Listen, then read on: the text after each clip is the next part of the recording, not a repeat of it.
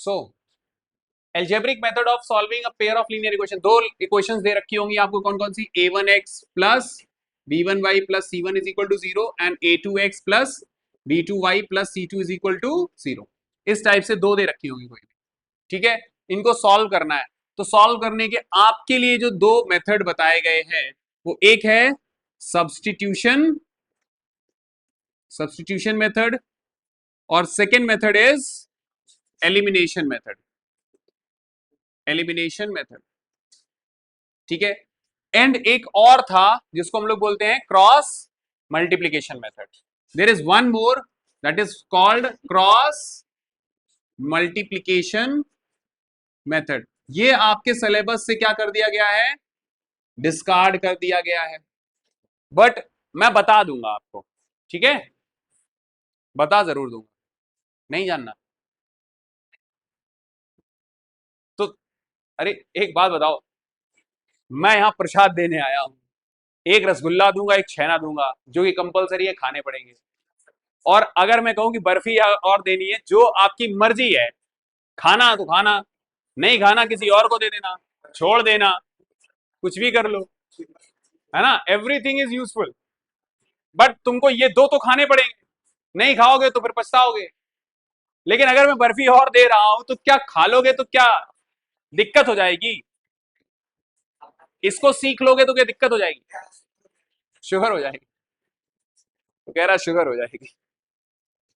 चलो खैर, सीखना हो सीखो, नहीं तो दिमाग से उड़ा देना, ठीक है। लेकिन अगर सीख गए तो कभी कभी ऐसा भी हो सकता है कि अगर इनमें जो कोई आया और वो ऐसा था जो डिफिकल्ट था और तुमको आंसर कैसे निकालें, तो वो लगा के अगर आंसर निकल आए तो अच्छी बात है। क्या हुआ, आंसर तो पता चल जाएगा। हाँ, तो फिर कभी भी देखें कोई भी नॉलेज, वो तो इसलिए हटा दिए गए कि कोरोना आ गया था, और ये दिमाग से निकाल देना कि अभी तो तुमने 9th से 10th में आए, जो 9th वाले बच्चे हैं वो पछता रहे हैं, क्यों इसी साल क्यों बुक्स चेंज होनी थी। हाँ,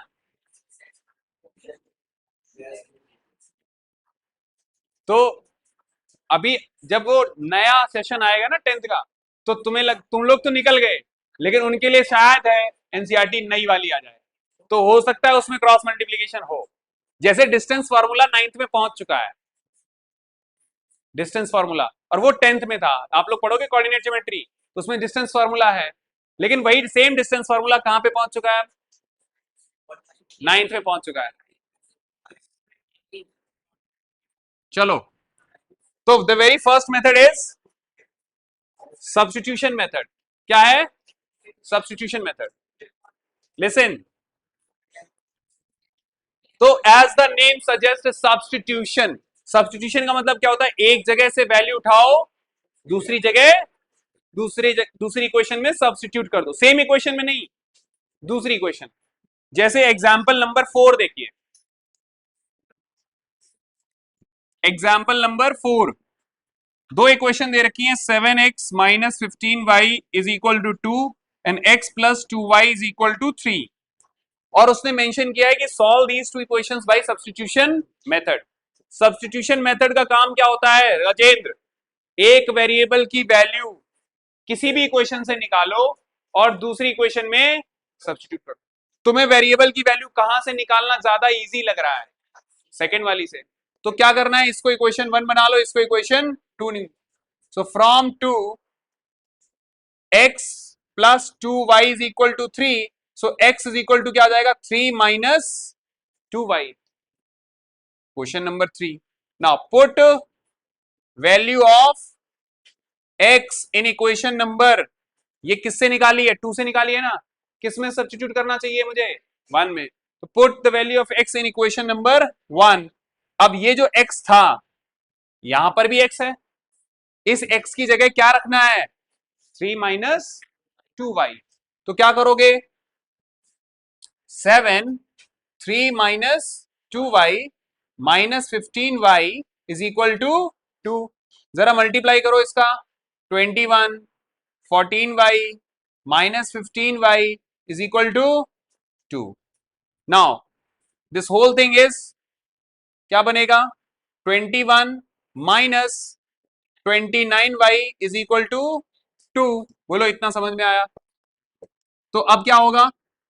minus 29y is equal to 2 minus 21, कितना बनेगा? -19। तो y इज इक्वल टू कितना मिला? 19/29। माइनस से ही माइनस घटा दो, क्लियर हो गई? और वी कैन से यहाँ पे माइनस का मल्टीप्लाई करा दो दोनों साइड, तो ये बन गया, y की वैल्यू निकल आई। अब जब y की वैल्यू निकल आई तो कहां पे रख देनी चाहिए मुझे? x की वैल्यू चाहिए होगी ना। अभी सोल्यूशन क्या होगा? x और y, x और y की वैल्यू निकालना ही तो सोल्यूशन होगा। y तो निकल आया, x और चाहिए, तो x क्या करोगे? या तो इधर रख दो x, सॉरी y इधर रख दो, या इसमें रख दो, या ये वाला जो थर्ड आप बनाते हो x की वैल्यू यहीं रख दो। तो क्या करोगे इस बार? Put y is equal to 19/29 in equation number 3 रख देते हैं ये वाली, तो x डायरेक्टली मिलता चला जाएगा आपको। 2 इंटू 19/29 कितना होगा ये? अरे टोटल मत बताया कर, तू ज्यादा तेज चल रहा है, यहाँ पे तेरे से ज्यादा स्लो भी होंगे ना बच्चे। गजेंद्र बताओ, 3 इंटू 29 कितना होता है?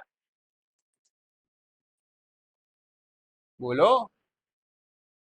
वो पेन पेपर रगड़ रहा है, कितना होगा वो भी आंसर पता चलेगा, सही नहीं आया तो बताओ। 3 इंटू 29 कितना होता है? हाँ, 70, 89। तुझे लगता है तू अगर जल्दी बोल देता है आंसर तो क्या सारे बच्चे यहाँ पे तेरे जैसे हैं? मुझे सबको देखना है, वो पास नहीं हुआ ना तो कलंक मेरे पे लगेगा। हाँ हाँ, तो क्या गलती कर रहा था? 87 माइनस कर 19 इंटू 2 कितना होता है? Into 2,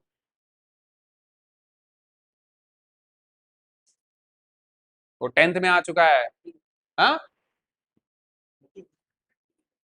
38 upon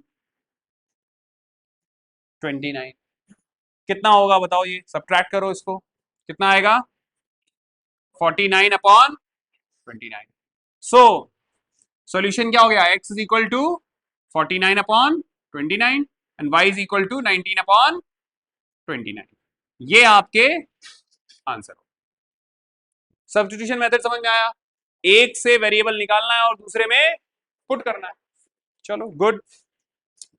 now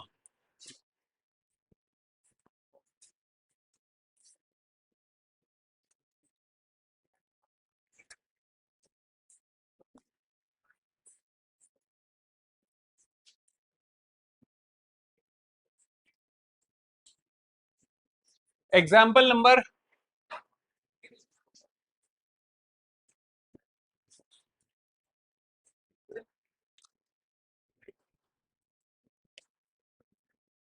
example number 5।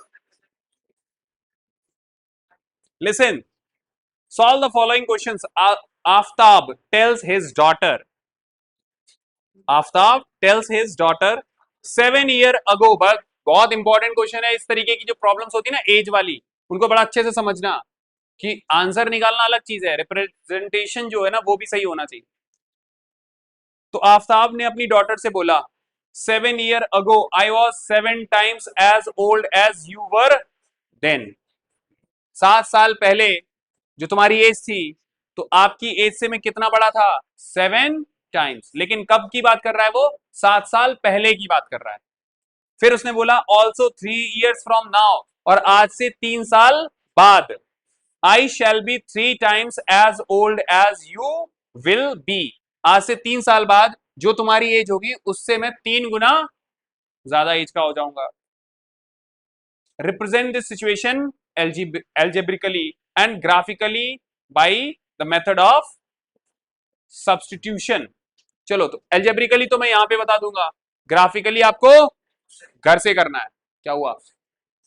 तो समझ नहीं आया? अभी देखो ना, तो लेट से let the present age of Aftab be x years, ठीक है, and the present age of his daughter daughter be Y years. बोलो, समझ में आ रहा है ये?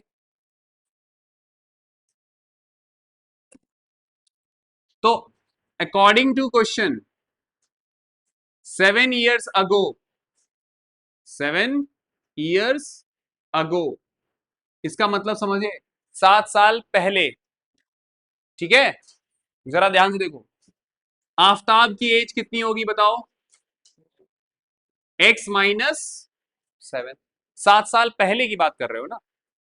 एंड डॉटर्स एज बताओ कितनी हो जाएगी? डॉटर्स एज कितनी हो जाएगी? y-7। इतना समझ में आया? यहां पे किसकी एज हो गई? आफताब की। यहां पे क्या हो गई? डॉटर की एज। अब उसने क्या बोला था?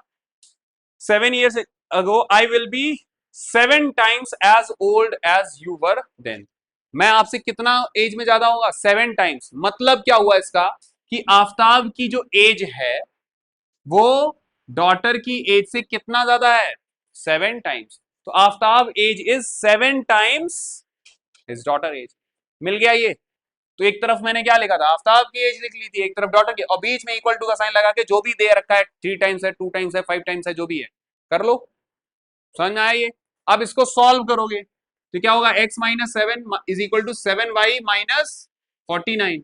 ये इधर लेके आओगे, x-7y, फिर -7 plus 49 is equal to 0। x-7y, ये क्या होगा? प्लस का 42 इज इक्वल टू 0। पहली इक्वेशन मिल गई, इक्वेशन नंबर 1। बोलो,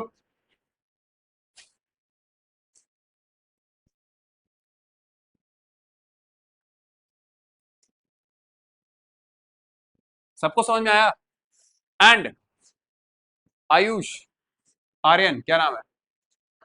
आयुष है ना? आर्यन, बताओ। फिर उसने बोला 3 years from now means later, 3 साल बाद। बताओ आफताब की एज कितनी होगी? आफताब की एज कितनी होगी?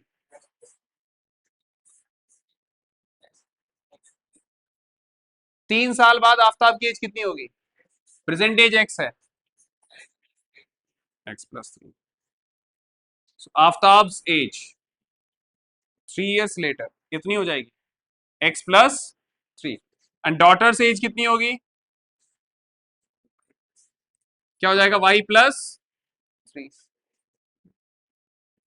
कितना बोला उसने?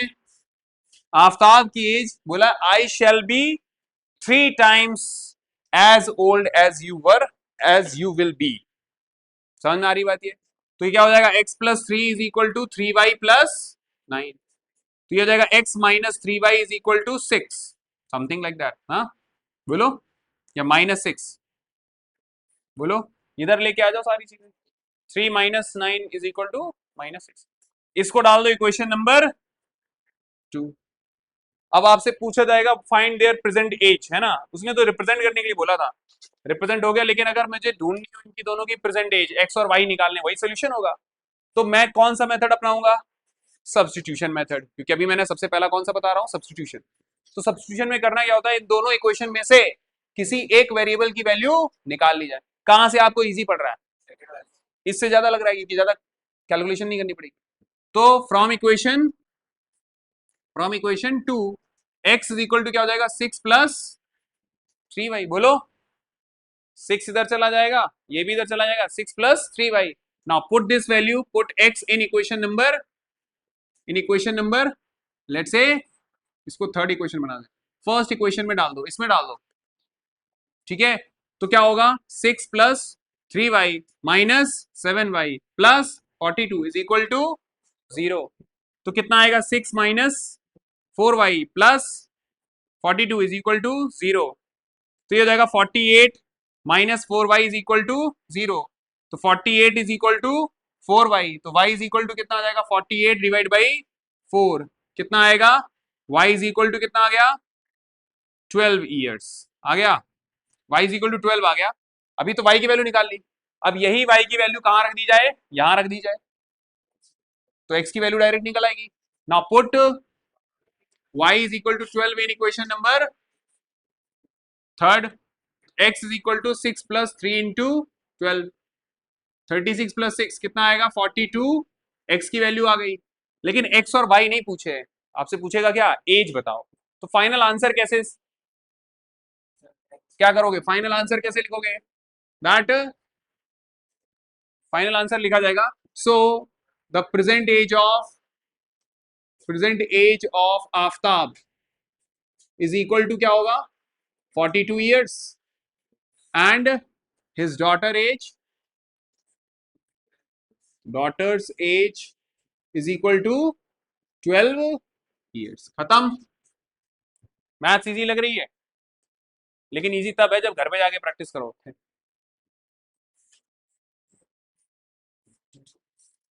और जैसा मैं शुद्ध शुद्ध लिख रहा हूं ना, ऐसी शुद्धता के साथ स्वच्छता के साथ लिखना रिप्रेजेंटेशन। पता चलेगा लिख रहे हो फिर काट रहे हो, फिर लिख रहे हो फिर काट रहे हो। लिखना काटना ये तब होता है जब तुमने प्रैक्टिस नहीं कर रखी हो। Example number 6।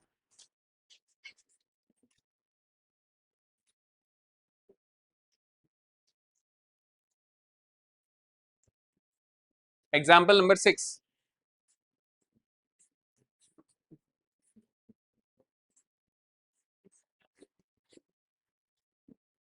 Example number 6।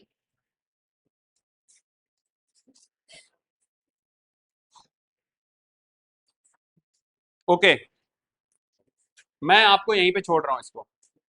Example 6 और नोट कर लो। एक्सरसाइज 3.2 का पहला question, example 6, example 7, example 6, example 7 and exercise 3.2 का पहला question. This is your homework. ठीक है, रुको। हाँ हाँ, कल आपको बायो लानी है, टाइमिंग यही रहेगी सेम, क्योंकि कुछ लोगों की छुट्टी है, कुछ लोगों की नहीं नहीं नहीं, इतना ही रखेंगे।